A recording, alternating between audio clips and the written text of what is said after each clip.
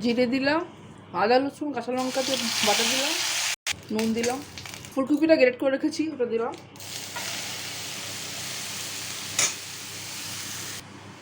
হলুদ দিলাম, লঙ্কা পাউডার ধনে দিলাম, জিরে দিলাম, ম্যাগি মশলা দিলাম। কফিটাকে ভেজে নিই। একটা আলু শুধু দিলাম, ওটা গ্রেট করে নিয়েছি। দিলাম গরম মশলা, দিলাম ধনে পাতা। ফুলকপি পুর রেডি পরোটার জন্য।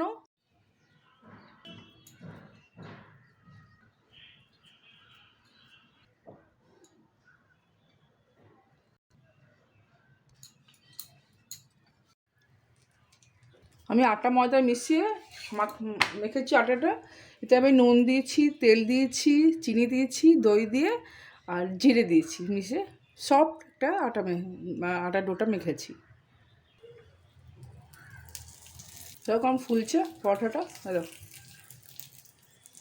পুরোটা ফুলে গেছে।